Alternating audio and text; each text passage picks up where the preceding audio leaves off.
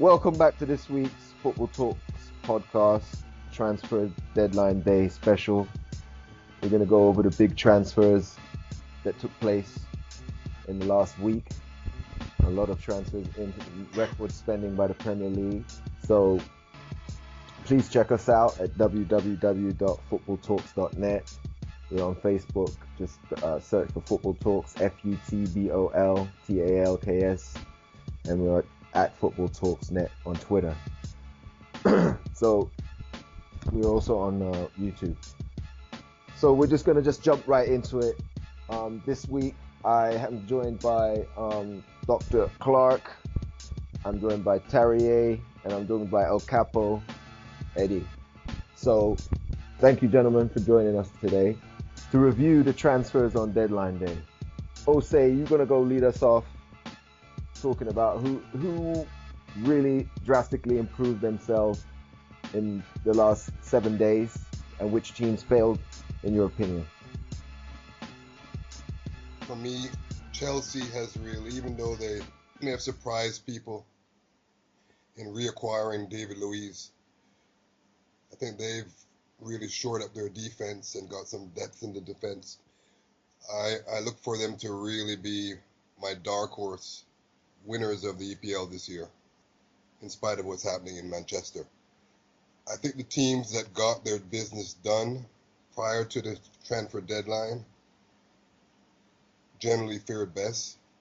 Manchester United, City, for me in the EPL, have really improved their teams. Arsenal made a nice little rally in the last part, addressing some obvious concerns in terms of getting the striker and the center half that they sorely needed. So when you look at it, in the Premier League right now, over £1 billion was spent. Every team has basically improved, to be quite honest.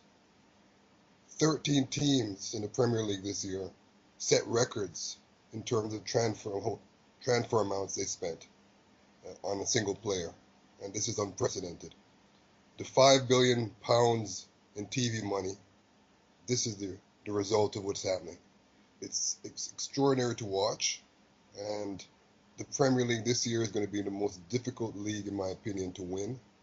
It's going to be extremely difficult to get into Europe.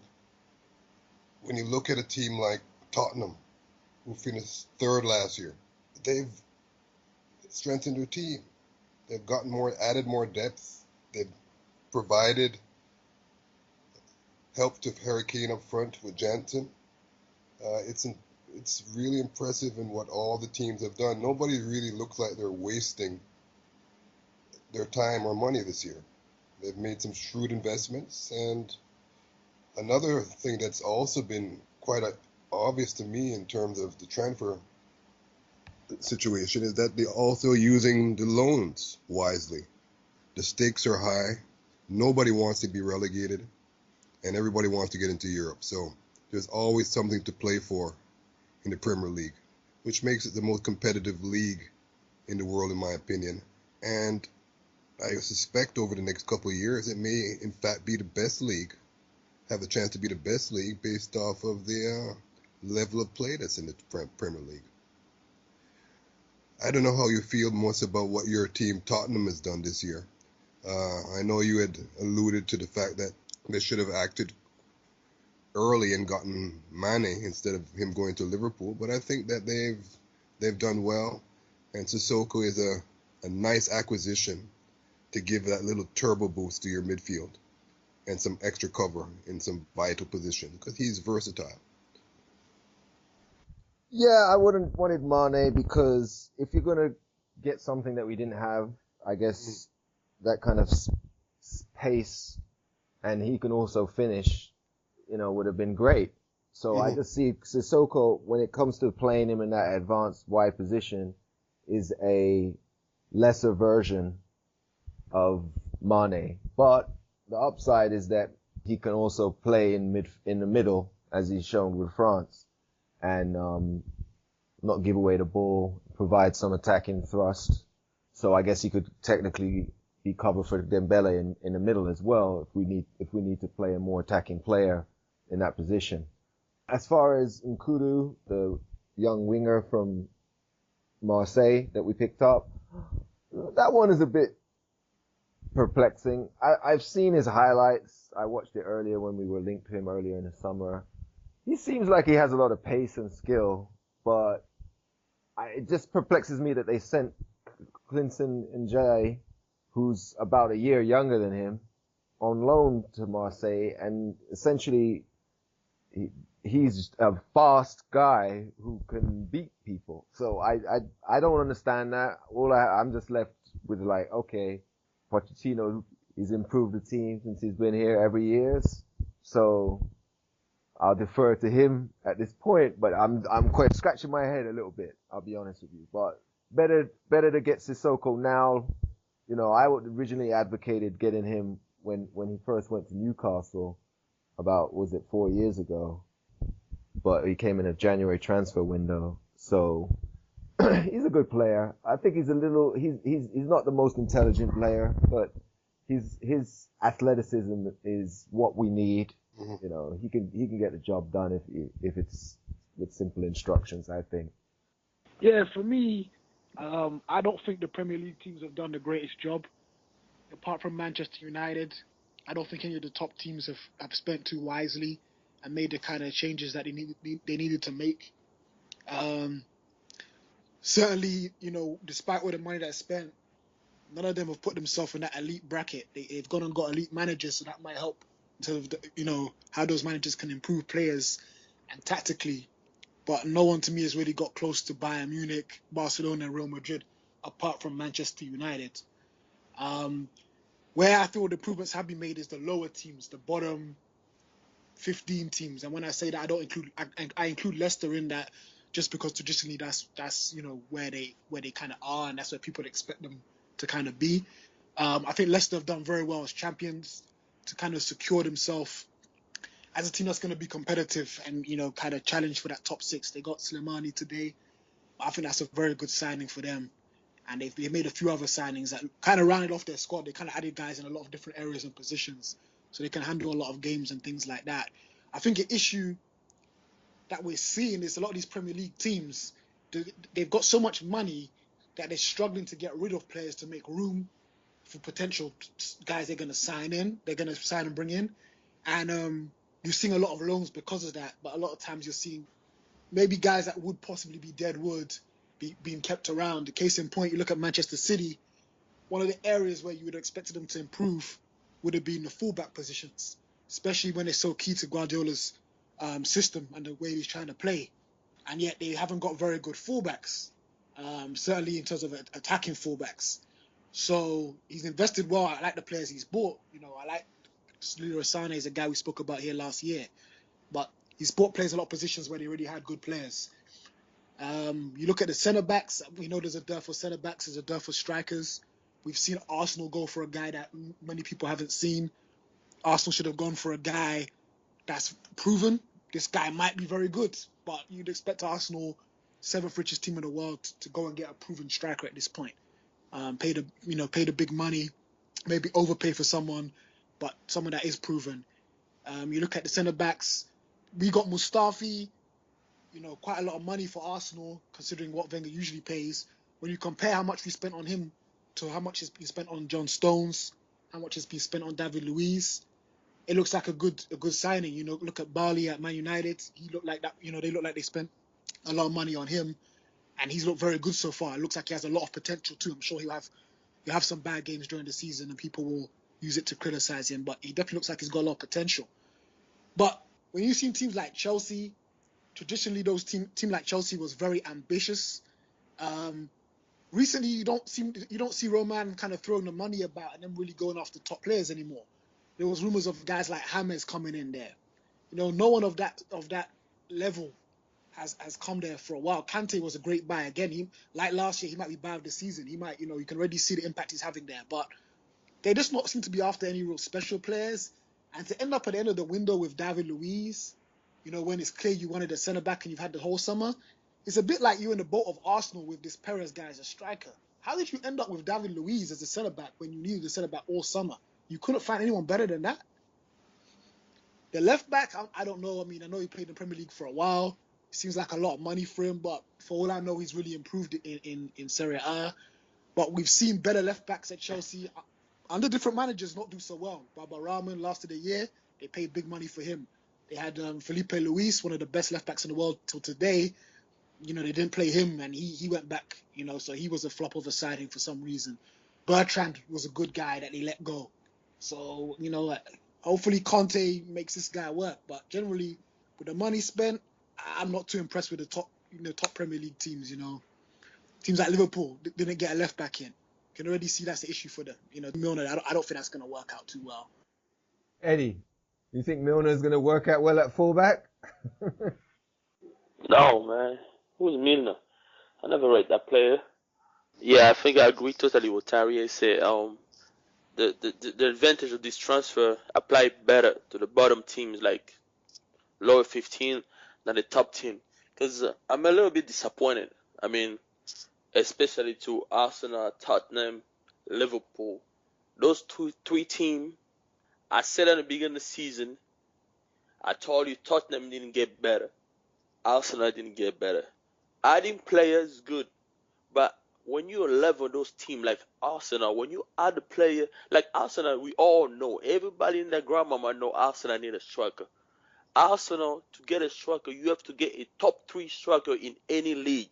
You cannot beat on a 5th, 6th, or 10th striker. So when you go to Spain, you have to check who are the top 3 strikers in Spain. You get one at least. You go to France, the same one. You go to Germany, the same one. You can't just go and get no name player and come bring him in your team and you say that's a striker. That's a failure. And last year you came out second, but the season was below average. So what you gonna do when the big boss just woke up? There's something with Spurs. We can say Eriksen, yeah, he's a good backup, but what is he gonna do? Because right now Ken is not scoring. Right? Ken is not scoring. He didn't do it last year. The first 5 games, I think he was a little slow, but you always gonna be slow and trying to catch up when everything came back faster. You don't build a team like that. You know, you had a momentum, you had a chance to buy player. I can give Spurs a little break, but we talk about it today. They had 41 million. So if I add Kudu and then Sissoko, that's 41 million.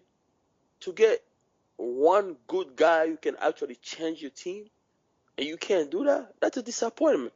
Liverpool, same story every year. Yeah, you got money. It look decent, but what else did you get? Nothing, pretty much.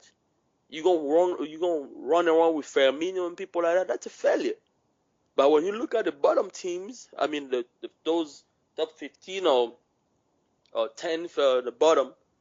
Well, as you said, Leicester, you know, you add a player that rates really high. I actually think he's the best striker in Africa, the Algerian guy. So add him, you know. And then Slimani, yeah. When you add him and you have one of the smartest coach in football, Ranieri, he got Musa on the wing, he's gonna play the card like that. You know, that's what you do. You know, and that's the money that they have to do. They get better. I mean, probably I got another team who got a lot of players. I don't know what they're gonna do like West Ham. They have a lot of players. I don't know what they're gonna do with all those players. But with the right system and the right coaching, they can do something because they have the players who match the levels. But and the thing is, Eddie, I think when we look at teams like West Ham, you know, Leicester, they've done well. They've been very smart. They use the extra money, the extra reputation that they have now that they can attract these players.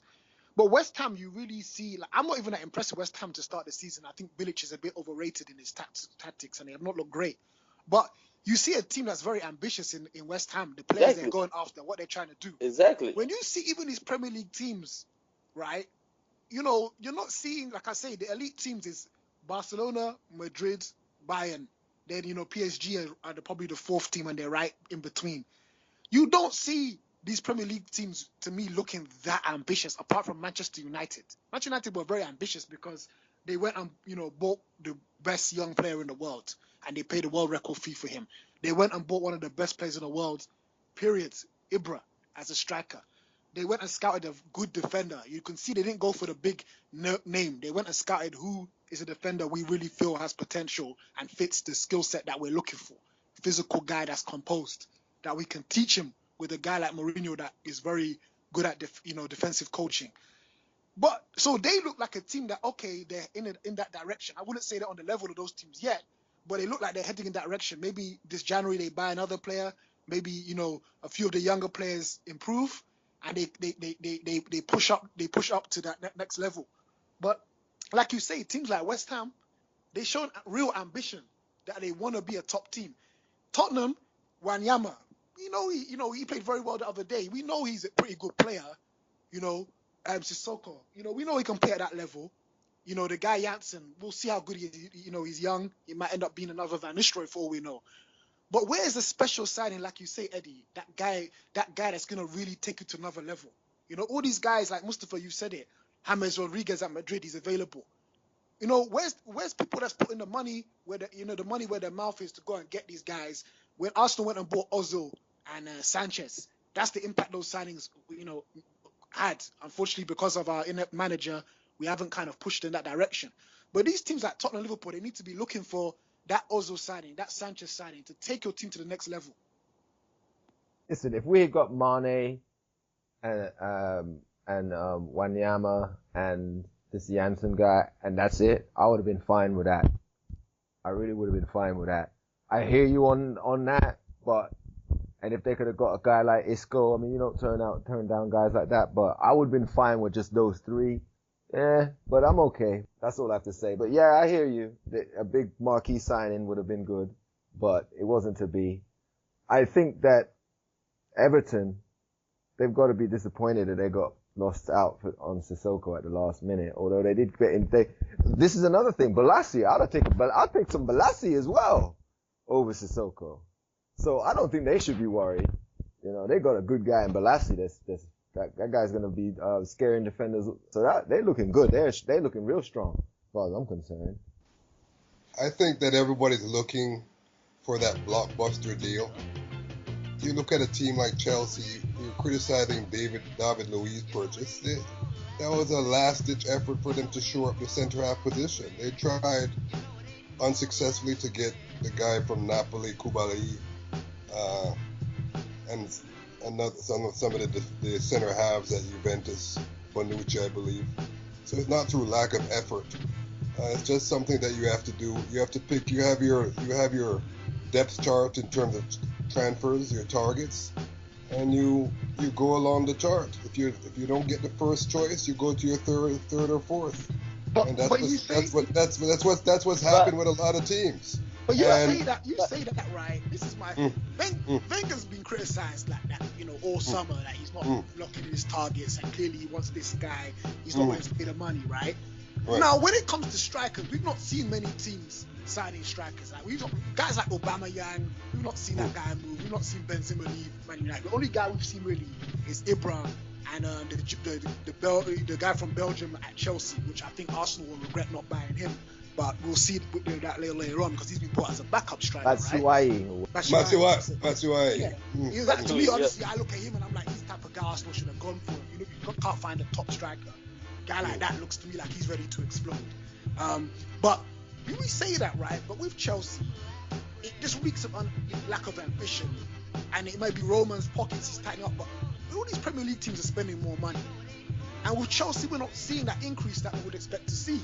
We've had all summer to find a centre-back. We've seen Mustafi go to Arsenal. We've seen Stones go to City. We've seen Barley go to United. And there's been other centre-backs all across Europe. Plenty of centre-backs. And last minute, suddenly you go for David Luiz. It doesn't seem like something... Everything I've read has been nothing that reported that they inquired about Luiz a week ago. This is like a real last minute. So credit to them that, okay, you had to get someone, you went and found someone available. But if Arsene Wenger went and did that and signed Remy yesterday or tonight, to show up the striker position, there would have been outrage. And if this David Luiz guy comes in there with old John Terry, Cahill, who looks like he's lost form and he's not the greatest guy anyway, Zuma's back for injury, so Luiz already looks like he's the most viable option to be their main centre-back. And if he comes there and is the player that we've all seen him be, bear in mind he can have some great games, but he's always got a disastrous moment in him that even the worst defenders in the Premier League don't make the mistakes he makes. If he comes in there and does that, you've got to ask questions of saying, whoever's responsible for negotiating those deals this summer or scouting, has done a terrible job because it's just not the level of defender they should be bringing in, man. You know, we PSG have got that Marquinhos guy. Eddie, you can elaborate more. You know, a lot of people thought Marquinhos is a better defender than Luiz anyway, and he's been on the bench at PSG for a couple years. Barca tried to get him. You know, you could have thrown an extra 20 million and got that guy, or at least, you know, these are the guys you should be going after. You know, you got Laporte at Atletico Bilbao. I know Guardiola was deciding between him and Stones. There's a lot of centre backs out there that, to me, are better options than Luiz. There's no arguing Yeah, that. even the guy they let Luis go for, Kimpembe, the young Congolese that was starting for Paris PSG for the last 6 games, is one of the reasons why Luis got let go. So, you know, it's a shame a team like Chelsea cannot go to Juventus and get Chiellini. Or when Manchester United got the best player of Juventus and Chelsea cannot get Chiellini. Yeah. And Or then, Bonucci. And that's a former coach of Juve. Yeah. I mean, it's just like Terry said. There's no ambition, and when there's no ambition, you're not gonna accomplish nothing. You're always gonna hang around. That's what it's gonna be like. I mean, they tried to. Because let's be real as well, right? Amongst all these teams, to me, Manchester United are the favourites for the league. But amongst these teams, you know, we're saying these teams are not really showing the level of ambition. One of these teams can win the Premier League.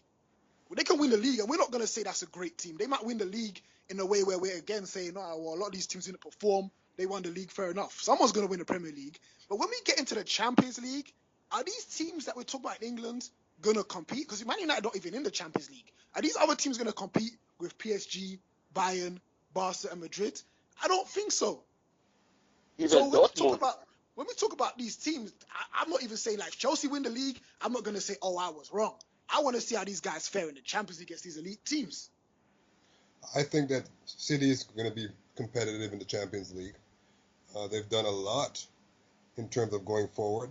And yes, they didn't address the fullback situation, but Pep has adjusted his system. He's having the fullbacks draw inward and utilizing his plethora of wide players to compensate for that. And he still had the January transfer window to get the fullback.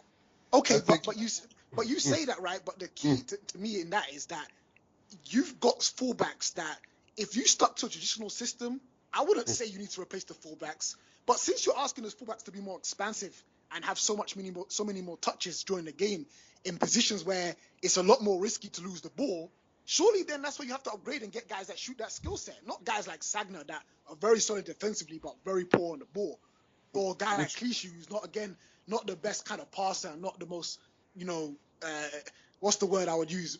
He's not the most intelligent culture player, you know. That's what I'm saying. If you're changing the system, but he's exposing them guys more, that would suggest to me that you would need to buy guys that are more comfortable doing what he's asking them.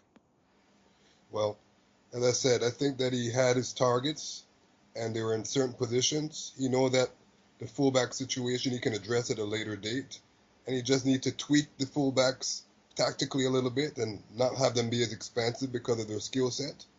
But he got his targets. I think if you were to ask Pep at this point if he's happy with the team, he'd say yes. And he's getting the best out of Sterling now. They're going to be very competitive in the Champions League. And they're also going to be, of course, one of the favorites in the Premier League. So Mustafa, look out for City. Mustafa, you think City with their defense, this John Stones guys and all these other calamitous guys next to him and these fullbacks, you think those guys can do something in the Champions League with that defense? He won with PK and Mascherano in defense. Okay.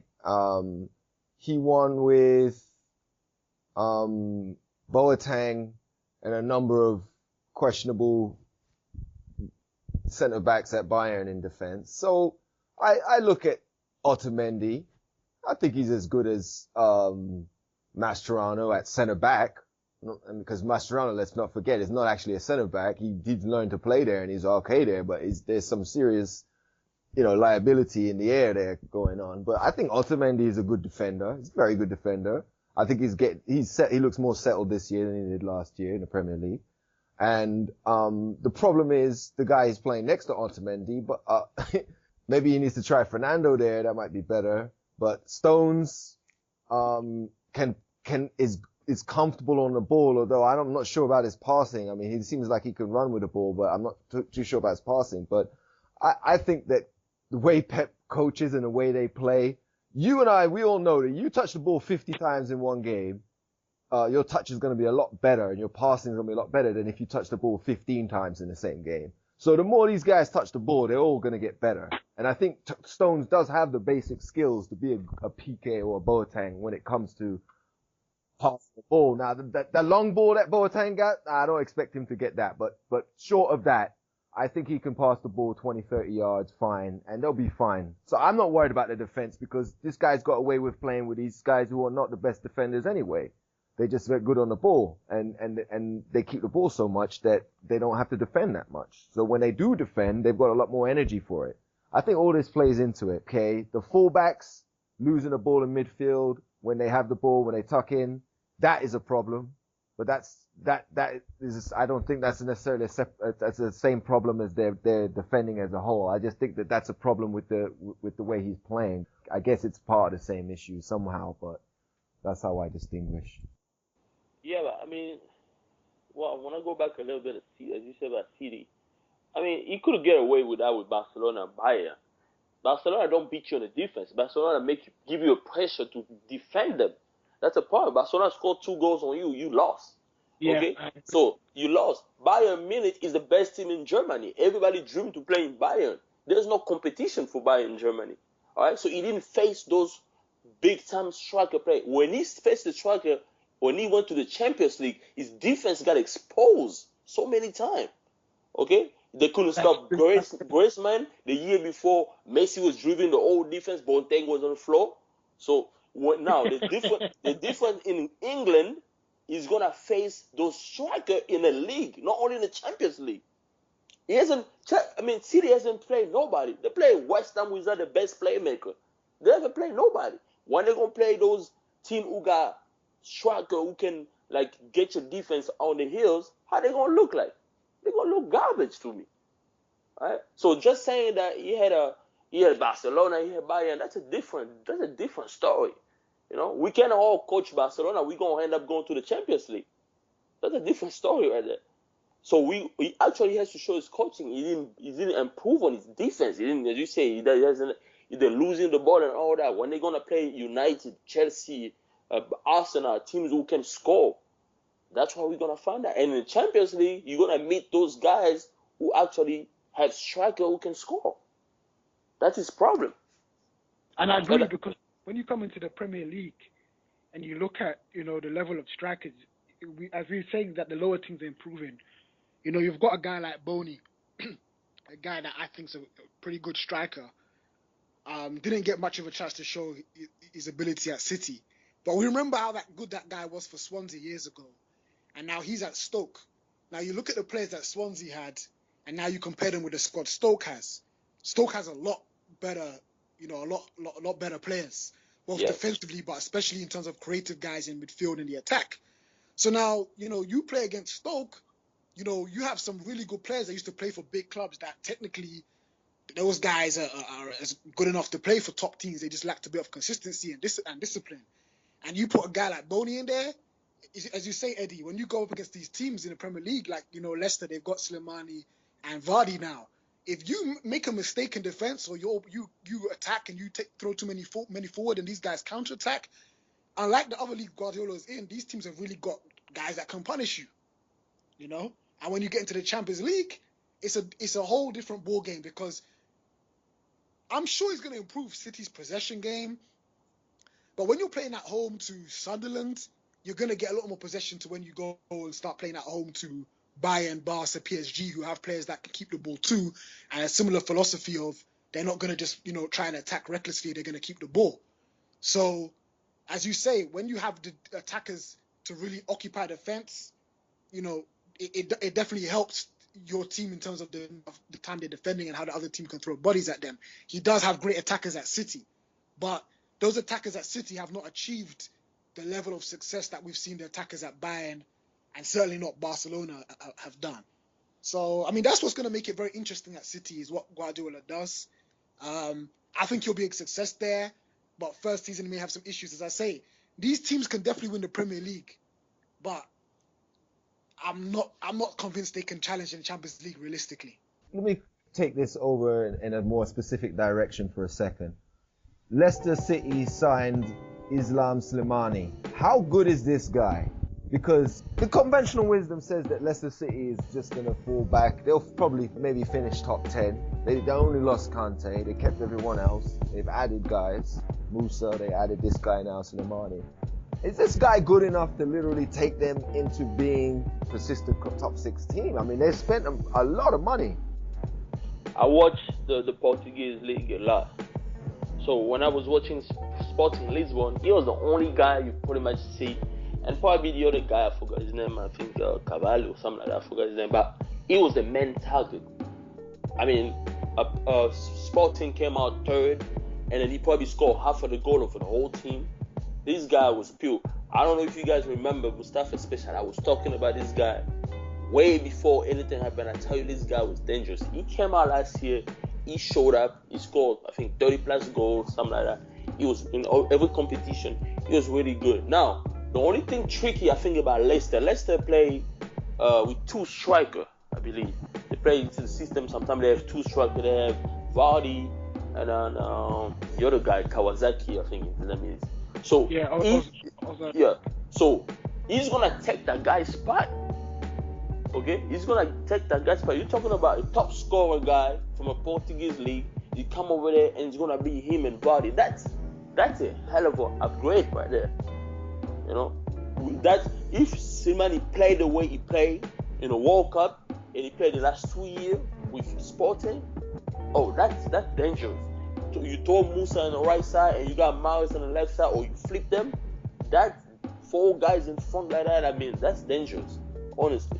So, and then when you have a good coach like Ranieri who can get the best out of every player, you know, you got Mendy. Mendy coming in the midfield. He's supposed to be another copycat of Kante. And I see the glimpse of him, the few games he played. So I really think Leicester got a chance. You know, Leicester got a chance to actually come and see yeah. I think one thing Leicester have done very, very well is if you look at the type of players they've bought, including Slimani, they've bought players that still fit their style of play. Guys that work very hard, you know, humble and kind of team players. And as you say, Eddie, you know, if you look at the strikers last year, they had Ulloa was the kind of big man, the Argentinian guy. He wasn't very much of a threat scoring-wise, but he was a guy they used often at the end of games as a hold-up guy, and he's good in the air and he's strong. And then you have Okazaki as the kind of like, you know, the guy that presses a lot. He's got good work rate, good off-the-ball movement. He links up the play well, but again, he's not much of a threat in terms of goals. But Vardy was a goal scorer, and he's the number 1 striker, and his game is based around running in behind and using his speed. So with Slimani, he effectively upgraded Onolua and Okazaki in one player by getting a guy that is more of a target man, more of a physical presence, but works very hard for the team and is, you know, a bit of a battler. On top of that, though, this guy can finish and score goals, and he's much more technically blessed than those guys. And then, as you say, you add to that Musa, you know, over someone like Brighton. Musa kind of compares a striker on a winger. Again, he's a very good, you know, goal scorer and offers the speed and dribbling. But again, he offers the industry and the work rate that those Leicester guys have. So you bring all that together, you know, and I think they've definitely upgraded their team. And as you say, Mose, they're cementing themselves as a team that's gonna, you know, next few years should be challenging for the you know, the top 6 positions. I think a guy like Slimani, with the goals might not quite translate over the number of goals. I think that rarely happens when you come from a league like the Portuguese league and you're playing for one of the better teams there. But I think in terms of the quality of his play and what we'll see him add and the threat that Leicester going to have with him, I think the impact is definitely going to be visible. And I think the fact that he's 28 years old and they paid that much for him it says a lot. That says to me that these guys here are about winning now. I mean, it really, to me, if he was younger, I really think that the guy's 28 years old and Leicester City dropped £30 million on him. Leicester City, hey man, they nearly got relegated 2 years ago, yo. No, it's true. It's true. It's crazy. Leicester is going to be, nobody wants to play them because they're going to be extremely dangerous on the counter attack with Musa, especially because he can dribble with pace, he can finish. Nobody's going to want to play them. If you lose the ball, it's going to be at your peril against them, and they're going to keep it tight like last year. So they definitely have a legitimate chance of being a top 6 side this year. They've spent wisely, and they have the confidence from last year. So certainly, that's a team that anything can happen with them this year. I'm looking for another kind of middle table team to make a kind of a Leicester push this year as well. Not necessarily to win the whole thing, but definitely a push for the top 5. So it's going to be extremely interesting. Perhaps Everton may be able to make that push with good management and the likes of Balassi and who else did they get this year most in terms of? They got Ashley Williams. Ashley Williams. Okay, that's a big signing for them. So Yeah, they shored up their spine. So, yep, and they got Valencia from West Ham today on loan. Yes, on loan, right. So that's another striker. A bit of speed up striker, yep. Yeah, that's a striker. I don't believe they got any midfielders. Obviously, they tried for Sissoko. Yeah, they missed that. Yeah, I feel like they got the guy. Eddie, correct me if I'm mispronouncing his name. Guay from Aston Villa. He came from the French league last season, and he got relegated with Villa, and they took him from Aston Villa. But you know the guy I'm talking about? Yeah, I know what you're talking about. Yeah, he was in Aston Villa. And I think this is a very underrated signing because last season, Kante got a lot of credit for his stats in terms of interceptions and tackles, and they were phenomenal. But this guy was actually second. Despite playing in a terrible team like Aston Villa, he had ridiculously high statistics for interceptions and tackling. So, I think these analytic guys that some of these clubs are employing now to scout players noticed him. And Coleman's brought him in. And he's obviously hoping that he can have a similar impact to Kante did on Leicester in terms of being the guy in the middle that you can rely on just to, get a whole heap of interceptions and tackles. And then, give the ball to the better players in more advanced positions. No, and more importantly for Everton, they were able to hold on to Lukaku, which is important. They need that goal out, but I think he may have a breakthrough year, particularly with the service he's going to get from out wide. I think that he may get between 20 and 30 goals this year in all competitions. And, goals is what really makes you move up the table. So if they can keep him for the entire year based on the service and, of course, some health, Everton may be a dark horse team pushing for a Champions League spot a la West Ham last year. West Ham, to me, I thought they were going to do more. They didn't really get that striker I thought they needed. But they still have some quality there. And there may be a little bit of a plateau with Payet. He seems like it's going to be interesting to see what type of year he has this year based off all the hype. He seemed a little bit tired in the last part of the Euros, so it's going to be interesting to see how he bounces back. And I do rate their coach. I think he's very pragmatic with the side. But I see a drop-off with West Ham. I think Everton and some other mid-table teams are going to do a little bit better than West Ham this year. Another team that we may want to look at is Stoke. They brought in some good talent. And, of course, Boney's going to help them up front in terms of goal scoring. They didn't really have an out-and-out goal scorer. But Boney can maybe fit that bill. He's good at hold-up play, and if they can get some delivery from the perimeter, they should be okay. I'd love to hear you all's opinion on who's going to be in fourth place. I don't know. I was really about to say there's no way Arsenal can get to fourth place, but they've made these two last-ditch acquisitions. If the striker pans out, they have a shot. I don't know anything about this striker. I've never seen him play. But if he can get anywhere between 15 and 20, they're in with a shot. Does anybody have anything good to say about Lucas Perez? He scored 17 goals. He scored 17 goals in La Liga last year. That's nothing to laugh at. No, I mean, I don't know anything about him before we signed him. As most people do, I took the time to look at some highlights of his. Right. I tend to look at the compilations that show the game highlights, so it shows all of somebody's touches in one game as opposed to, the best touches over a season. In terms of skill set, he looks like the type of player that we need. He looks very fast. He looks, pretty strong. He definitely doesn't look like a weak guy. He looks pretty well built. They say he's a Spanish. They say he's a Spanish Vardy. Would you say that is an assessment from based on what you've seen? No, he definitely looks like he's willing to battle and impress the other team.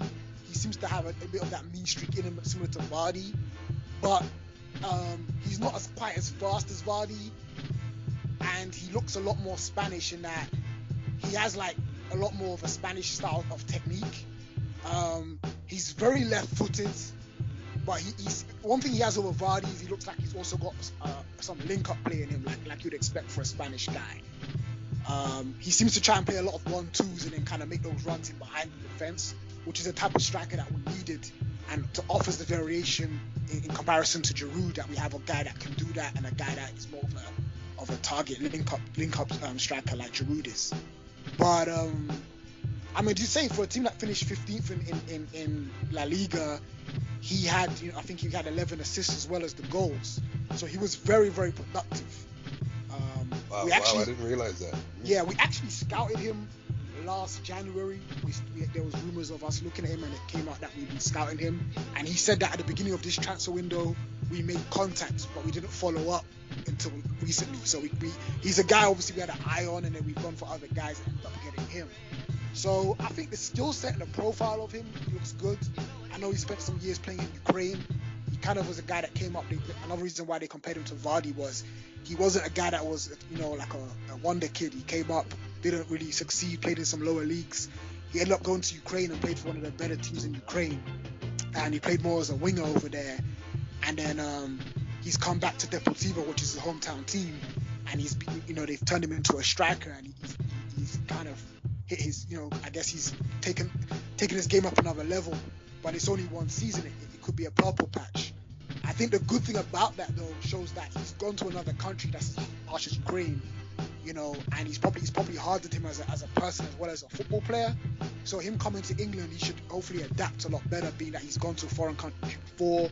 He's played somewhere where the weather's not so great, where the coach is kind of harsh. I'm sure the defenders in Ukraine are not the most kind defenders, so that should help him adapt. If he can, I don't think he has to be so great for us to get in the top 4. Giroud is still a pretty good striker. He's just not elite. But if we can have someone that we can use to have a variation tactically and rely on, and when Giroud goes on his droughts that he always has, we have a guy that can come in and get us some goals and be threatening. We need these guys like Ozil, to chip in with goals and be as efficient as he was last season when he was fit. We need Sanchez to step up and be like he was in his first season as well. If all those guys are contributing, I think Arsenal can get in the top 4. The question of Arsenal to me is not so much top 4, it's that are Arsenal going to challenge for the league? Oh, that's the $1 million question. Because honestly, sorry, just to finish off my point here, if you look at Arsenal, you compare them to Tottenham and Liverpool, Arsenal comfortably have a better team and better players. Those guys have managers that are a bit more proactive and younger and have fresher ideas. Right. But if you look at the players, we've got a level above of quality players. I mean, those teams are not far behind us, don't get me wrong. They can definitely compete. If we're complacent, they can definitely get that 4th spot. But if you look at the league, we're comfortably better than those teams on paper, and we should get in the top 4, without having to have that great of a season. For me, the top 4 is based off of who can score the most. And when you look at the sides, Liverpool versus Tottenham or Arsenal, who has the most firepower right now, gentlemen? I say Arsenal overall. Only reason I say that is you've got a guy like Ozil supplying guys, and you've got guys like Sanchez in there. But Ozil, I mean, if you put Harry Kane in Arsenal's team with guys like Ozil, that's a lot of firepower. But based on what you said just now, that they had that last year. Arsenal, and they didn't really do We still anything. finished above Tottenham though. Who had Yeah, a great season. you finished above Tottenham, but you didn't really. If I think that if you had the Arsenal or the firepower for last year you'd have won the whole thing on a trot. No, definitely, I fully agree with you. But I mean, are we sometimes in saying that, are we overestimating these other teams' firepower? You know, like with Spurs, they have some very good players. But if you look at their midfield, Dele Alli chipped in with a lot of goals, added firepower last season. Harry Kane had a great season. They still finished below us despite all of that. They've not really added anyone to add on to their firepower this season either. I wouldn't put too much credence in them being below you. That was kind of like they ran out of steam at the last part. I think that they had a better season than you ultimately. Okay, but you say that, and I Mm. can see where you're saying that. But you got to remember, a league is 38 games every season. If you finish above someone, you can't say that team below you had a better season. Yes, I agree with you wholeheartedly. But at the same time, we're talking about Arsenal now. This is a team that's supposed to be challenging for the title, perennial title favorites. Definitely, I but the I fact would, that they I fall would, short I at would, that. I think that was just a little fluke that they came ahead of Spurs. I think Spurs kind of imploded in the last part. They really should have. Spurs choked. Yeah, They choked. they choked. I'm trying to be diplomatic. No, They fair enough. choked. But this is what I have to say to that. If we're gonna say Arsenal were lucky or they didn't have the firepower, then we still got to bench Spurs by the same way of saying if Spurs choked, they've got a reputation for choking. They're likely to choke again, as much as Arsenal are likely to do the same things again. But that's what I'm saying. The gap to me is pretty clear. Like those teams are definitely right behind us. But no one can tell me that Spurs and Liverpool should be finishing above Arsenal. What about Liverpool's striking power right this year? With the addition of Mane, if Sturridge can stay fit. Yeah, but that's a big if. That's a big if, yes. Liverpool has no striker. Exactly. Liverpool has zero striker. I mean, they don't have a number 9. Terry's here. 2 years ago in the World Cup, they had a whole hapta with Origi. What did I tell you guys about Origi? I said he's a below average player. People think I was hating. I watched him in the French league. He had a okay World Cup. He came out of nowhere, dribbling, running. People fell in love with him like he was somebody. In the French league, he couldn't do nothing. I will tell this guy, he's an okay player. Oh, he's gonna come and change. He's not doing anything. He can't even start a game. They have no striker. That's why I'm very upset that nobody could pay 50 plus million to get a Lacazette, either Arsenal or Liverpool. What was the asking price for Lacazette? What would have closed that deal? At least 50 million euro. Yeah. Nobody came in with 50. Nobody came in. Arsenal bid 40 the most, and Olas, the general manager, he said the French league is getting tougher because people got money now. We're not gonna let our best player for cheap money. We play in the Champions League. Yeah. So nobody could have bet for this guy when you have zero striker. I mean, that's ridiculous. But you see, let's focus on Liverpool for a second. There's two issues I got on Liverpool when it comes to this firepower. First of all, Klopp clearly doesn't like Sturridge. Whether it's because he can't stay fit, or from what I gather, from what I've heard Klopp say, it sounds like he wants a guy that can press because Klopp is obsessed with pressing. So he's got Firmino as a striker who's great at pressing, but he's not near the level of striker that a team like Liverpool need, right? So he's not really playing Sturridge. So bear in mind that Sturridge doesn't stay fit, but he's not even a number one striker right now. They seem like they've got some kind of issue. Sturridge is complaining that he has to play on the wing, saying that's not his best position. He's just playing. He's not happy to play there, but he'll do it for the team. So there's an issue there. You've got Origi, who's got an appalling goal scoring record. So when we talk about firepower, Mane could get a bunch of goals. Coutinho these days tries to play like Cristiano Ronaldo, where he wants to just cut in and take 10 shots a game, and he's definitely become good at that. But what's happened with Liverpool is, like I said on the podcast a couple of weeks back, is they've not got creativity. They've not got guys in the team that are creating. They've not got an Ozil. They've not even got anyone deeper back like you look at Arsenal, got these guys like Xhaka and Cazorla that come from deeper and can create. Liverpool haven't got any guys like that. They've got guys like Lallana that can dribble and look pretty on the ball, but they're not very creative and they don't get many assists. You've got Emre Can, again, looks pretty on the ball, doesn't get assists. So we talk about firepower, you've got to also include Arsenal have got elite creators. adds to the fact that as you say, when people criticize Giroud, it's because we see how many chances these guys are laying on for him, and we see how much of his lack of pace is an issue when you've got a guy like Ozil, who's maybe the best number 10 in terms of creativity and assists in Europe. But that's also part of the firepower. I agree with you. I agree. But that's why I'm saying the Lucas Perez acquisition is so important for it to become a success. If you're really going to challenge on all fronts. No, that's all. That's my point. That's my point. I don't see any more goals per se coming out of midfield. I think that you need a number 9 that can get to 20 each year, and be clinically important, and Giroud, for all we love him, I think if you give him some time playing with a striker beside him, that's when you'll see the best out of Giroud. Because he's extremely good at passing the ball and holding up the ball and setting up somebody. He's not the guy to give you the end product. I agree, but at the same time, I feel like you say that, but Sanchez has got to bring it this season. Sanchez was old last season. He still showed he's an elite player because he didn't have a great season and he still did well. But Sanchez has got to be on fire. He's got to be as good as he needs to be the winning player of the year. He needs to be show that he's the best player in his position in the Premier League. The way when Hazard brought it that year, a couple of years back, Sanchez needs to bring it like that. He needs to come and score 20 goals in the league and another 10 in all competitions, man.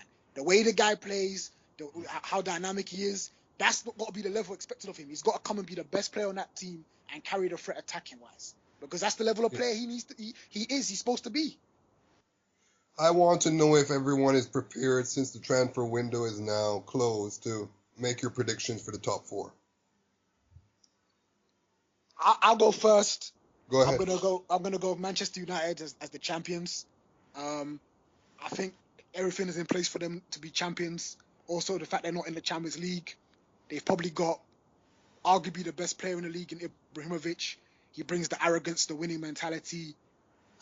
They've got quality throughout the team, the spine, and they've got a manager that, he usually does pretty well in his first season at teams. He knows the league very well, and they're likely to be very consistent, Second place, I'm going to go with Manchester City. I think they'll run them close. They have a lot of attacking talent. Again, they have a very good manager. But I think that ultimately the defense and the style of play is going to cause them to lose some points every now and again. Third place, I'm going to go with Chelsea. They're not in Europe at all. They have a very good starting 11, and they've got a manager that's, he gets that extra 10% out of players. So I think Hazard looks like he's back too, and we know how good that guy can be when he really brings it. Fourth, I'm going with Arsenal. Fifth, Spurs. We've kind of discussed those teams, so I won't elaborate too much. Sixth, I'm going to go with Everton. I love it. Go ahead, Eddie. You next. Well, I'm not gonna change what I predict from the beginning of the season.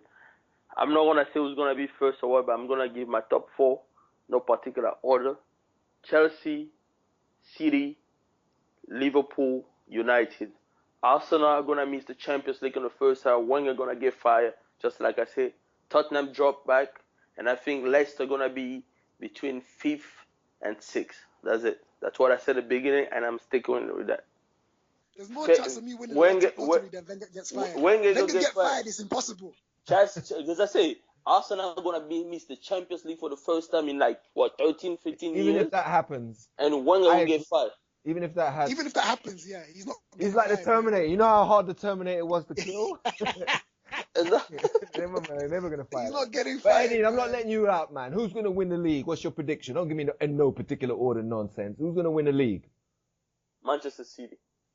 Okay. All right. But that's fine.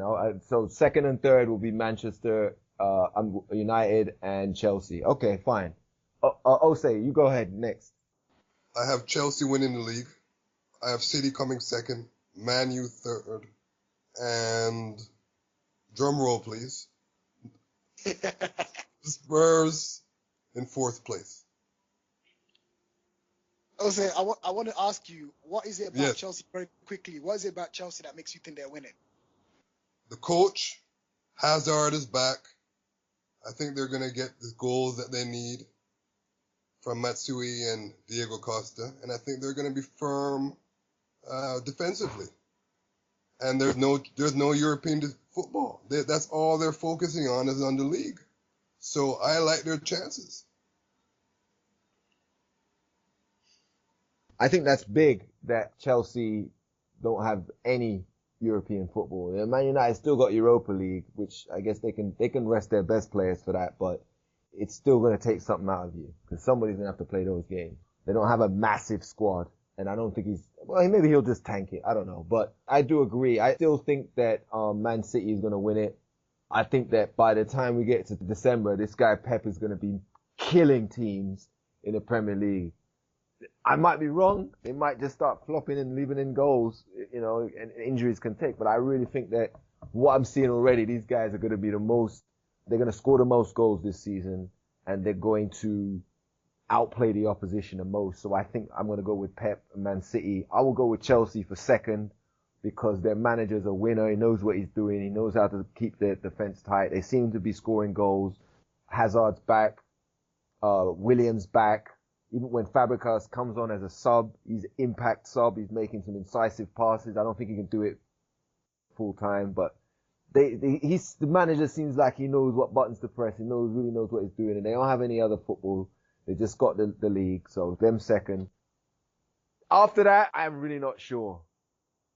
Man United, Arsenal, and Tottenham. I'm really not sure, but I have to put it. So I'm gonna go with Tottenham and Arsenal and Man United missing out. Wow. You need to record it. You need to record these things, Moose. Record all of these so we recorded. What do you mean? I'm recording right now. What do you mean? That is a very bold prediction. What is it about United that you can see them this kind of top four? Yeah, that's big. That's big. I would agree. I think that they're going to struggle when they come against the big team. I think that Fellaini thing ain't going to work. And the very fact that there was a bid made for Schneiderlin at the last moment by Tottenham. I don't know why Tottenham would want to buy Schneiderlin after they've already got Wanyama and Deer. I don't know that, but that makes no sense whatsoever. But I will say that the fact that he bought there's no smoke without fire. If a bid was out there, then the agent's sniffing around and seeing if anyone's in because he's out of favor. So if you're not gonna play that guy, you're gonna play Fellaini all season. I'm not that impressed, and I really do think that even though Man United absolutely improved themselves the most, there's a reason that Arsenal finish in the top 4 every year, and that's because you don't see a huge player turnover when it comes to the kind of players knowing how to play with each other and just knowing how everyone else likes to play. That counts for a lot, and I think that's going to count for enough for Tottenham and Arsenal that they can finish ahead of Man United. And I'm not entirely convinced by Rooney and how much this guy's going to play. I'm not convinced by that. The guy's not rinsing out this Mkhitaryan yet. I don't know. Some of these guys, there's no reason.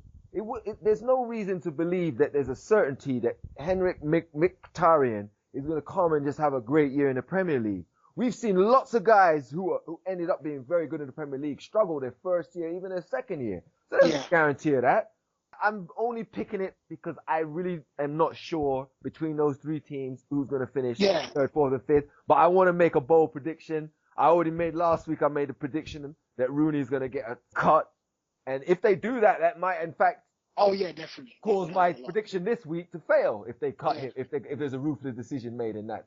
So that's my reasoning, man. I think that Mourinho is going to make those adjustments once they're showed that Fellaini and Rooney can't cut it at the highest level. Because he's all about winning, and he definitely wants to win now. So those are just minor adjustments. There's the talent is in the squad to compensate for his delusional thoughts right now. Listen, this is what I always say to elaborate on that. Number one, I've been saying it for a long time. Pogba is highly overrated. He's very, very good young player, immense potential. But if you take age out of it and you look at him as a player, he's not quite that elite level of player, right? He adds a lot to the midfield in terms of how dynamic he is and the fact he can attack and defend. But people tend to overrate him, in my opinion. You add to that the fact that this guy Bali, he's looked very, very good, but he's not been tested against a very good striker or attacking team yet. And being it's his first year, he's not very experienced. You know, there's a reason why he wasn't on the radar of a lot of other teams. He's a bit raw. There's inevitably going to be times he's tested. We'll have to see how he comes through that. They've got Daley Blind playing centre back. He's looked very good again, but we know that his issue is athleticism and size. And if teams start picking up on him, and you get the right players start to, you know, go and get the right striker to go and sit on him and use their pace and strength, he could look shaky. You know, obviously Smalling might come in and Jose might let Smalling. Smalling's more of a Jose type defender, so we'll have to see how he does. As you say, Mkhitaryan, the reason he's not playing, maybe it's because he's not looked so good in training. He's not adapting well. He doesn't. Maybe, you know, there's something to that. On the other hand, they've got the best goalkeeper in the league by a mile, in my opinion. That helps a lot. And Mustafa, you say big games, but you got to remember who Jose is. In big games, he's gonna throw Smalling there with Barley at the back. He's gonna put Daley Blind in front of the defense with a guy like Fellaini. He's probably gonna move guys around and have Pogba maybe plays at 10 or on the left-hand side. And he's gonna be happy to take the 0-0 or get a 1-0 off a set piece in these big games. Yeah, So, I will take my chances with Wanyama, Deer, and Dembele playing against those guys. I'll take my chances, and I think we're better at doing that than them. And I think Man City and Chelsea are better than Tottenham. So, But you say that, boss, but you got to remember, maybe so, but he's so willing to take that result that there's not many other people that's so stubborn and happy to say, all right, we're going to come park the bus. We're playing even away to Tottenham. He'll happily come away to Tottenham and play for 0-0, where your guy is actually going to want to attack and actually win. And then when you start doing that, that's likely where they get that Manchester United, that Jose luck, and they get that deflected goal with that set piece. But they've got the guys like Ibra. He's got a big team. A lot of the reason why he's got that is because you get a corner or a free kick. You've now got Fellaini, Barley. If you play Smalling and Ibra in the box, you're gonna put a ball in there. Those guys are gonna win they're gonna win a lot of games just off that. You know, he's got the pace of Rashford off the bench. He's still got Martial there to hit you on a counter attack. So we know in big games, Jose's always done well in big games. He's always and honestly, as I say, he's not gonna take the same approach in big games. Like we look at a guy like Fellaini, I don't think he's gonna play in a way that leaves Fellaini isolated in big games because he knows. And he's not. But what I'm saying is that I think everyone knows what they're dealing with him, and they figured him out in La Liga, and they shut him down in his third year. They figured him out last year, and people started shutting him down and his tactics. Now he's got new teams, got fresh players, fresh ideas, but I still don't think that he's going to be as effective as he was in his first season back at Chelsea, or the second season back at Chelsea for the second stint. For those reasons, I think that people will adapt, including Klopp, Pochettino, I think Conte. I think those guys will adapt, and then everyone knows that Jose's coming with those tactics, and I think people are going to adapt. But listen, man, we could go on all day. I think we should wrap it up there. We didn't get to anywhere out of the Premier League, so we'll see if we do another one for the European transfers. So thank you, gentlemen. Man, everyone, please check us out at www.futboltalks.net. You can check our videos out on YouTube. We're on SoundCloud. We're on Facebook and Twitter at futboltalks.net. So just check that. And that football is spelled Futbol. Mus, Yeah. one last point. I gotta say this, man. The best piece of business done today, letting Mario Balotelli go on a free transfer, man. That's by far the best piece of business done today. That guy, you know what? He's a nice guy, man. I hope he does well at Nice, man. No, he's done. All right. Thank you, gentlemen. Thank you, Osei. Thank you, Carrier. Thank you, Eddie, man. Have a good one, and we'll see you next time. Peace.